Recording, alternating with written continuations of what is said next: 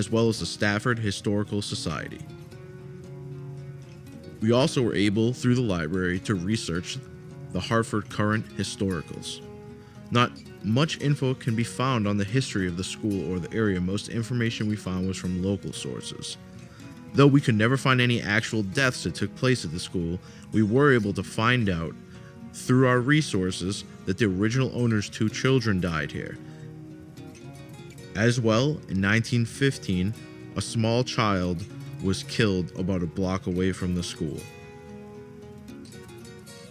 On our 3rd visit on May 17, 2008, things really picked up.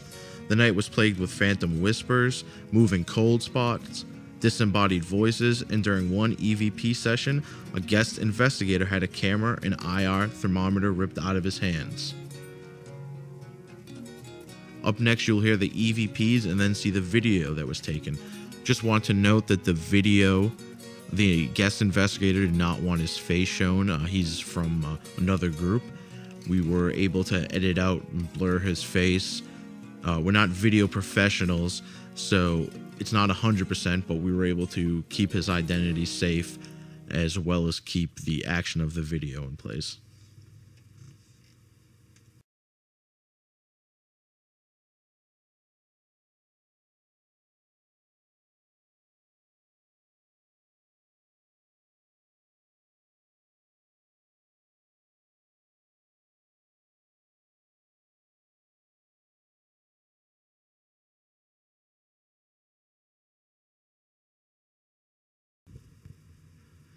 This is a real quick EVP. You hear a voice, a whisper behind the investigator. It's pretty easy to hear. You guys want to roll out? All At the right. next classroom. You guys want to roll out? All At the right. next classroom. This EVP is towards the end of the audio clip. You will hear, it sounds like a raspy voice.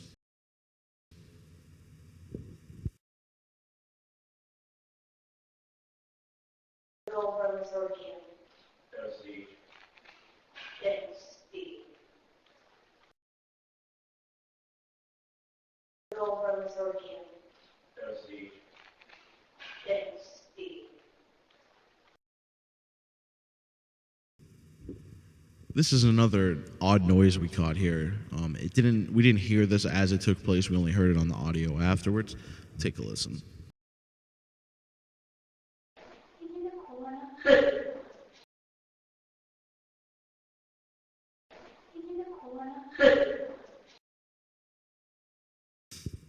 Another really good Class A. Towards the end, you will hear a voice. It's pretty easy to make out what it says.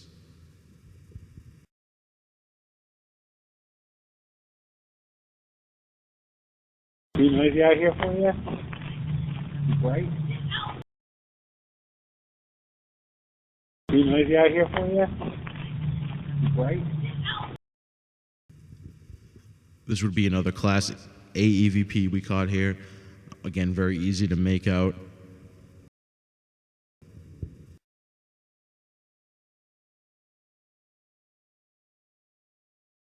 Is that you making it cold?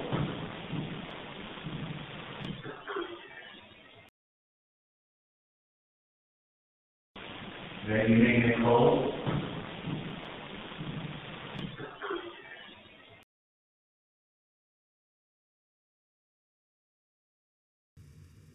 This voice you'll hear right at the end. It's the last couple of words. It's a female's voice you'll hear over the others. Would it be cool if all these messages were erased?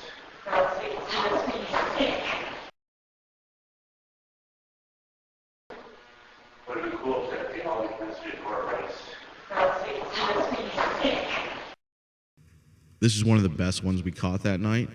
You will hear a couple investigators talking. You will hear a third voice enter the conversation that is not any of our investigators. It's one of the best Class A EVPs we've ever got.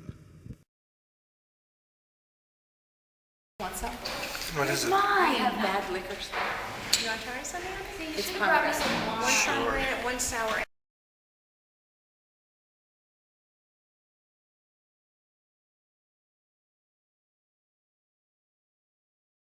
Want some? What is it? I have bad liquor stuff. You want to try some? It's One pomegranate. pomegranate, one sour.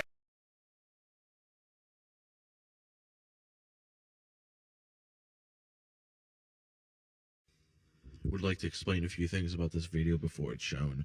First of all, the investigator in this video was not a member of Ghost Hunters Guild. They were a guest investigator, but we have no reason to believe that anything was faked. We looked over this video a lot of times, had a lot of different people view it. Even though opinions might be different, we decided it's worth seeing. You'll see it in real time, then you'll see it in slow-mo with a recap. Basically, the investigator said he felt like something came up behind him and pushed his arm the first time, and you can see his arm doesn't follow through, it becomes pulled back. I'll let you watch it in real time now. No, the investigators walking around the room. Could you bang on something in here to let us know you're here? Whoa! Oh my god. What's that? Didn't knock that out of here? Dude, something just knocked that out of my hand, dude. Oh my god. Oh my god, dude. Where was that formerly sealed? Dude, I had both of those things in my hands. Dude, it's cold. Yeah, the energy just spiked up a ton. 66.3, 1235.9. What? This whole thing got Dude, no offense, but I want to go downstairs. 56, 57. Yo, can somebody go down and walk downstairs with me, dude? I don't want to be up here anymore. Sure, man. Seriously. We're all abandoning the whole room. You see, the IR thermometer really gets thrown across the room. It's a brand new $60 piece of equipment. The next thing you will see is this is the things we noticed. You will see his hands come up in a defensive posture. He starts to turn. What you want to look at is the camera strap in his hands and the way he's facing when the camera comes out. We saw the strap move even before his hand did, and you'll see by the camera coming across in slow-mo that he's facing to the right, though the camera comes at the cameraman and hits the desk. It did come over with quite a lot of force.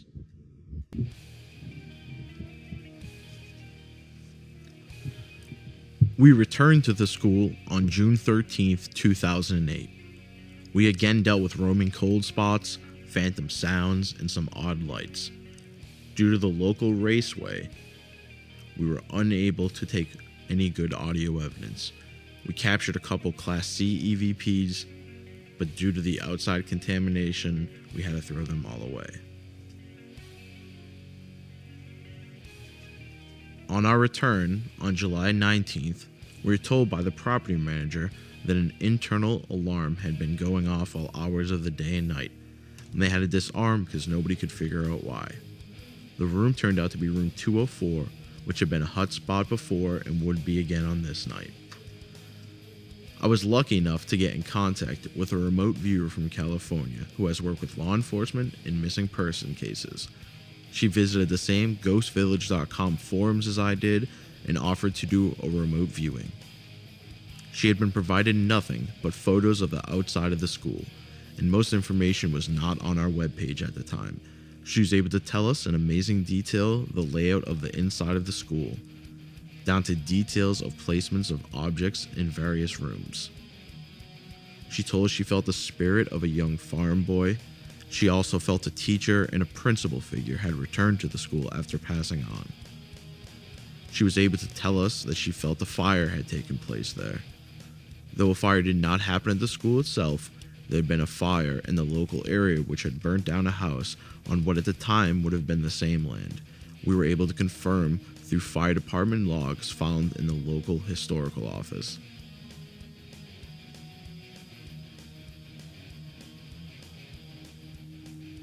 She gave us some areas she felt as feeling heavy or uncomfortable. One was room 204. With it being a constant hotspot, we set up camp there for 3 a.m. During 3 a.m., we had several incidents of noise anomalies coming from the buildings. At the time, all of our members were in the same room and no one else had access to the building. All exterior doors were locked. At about 3:14 a.m., we heard footsteps or knocking coming from the hall.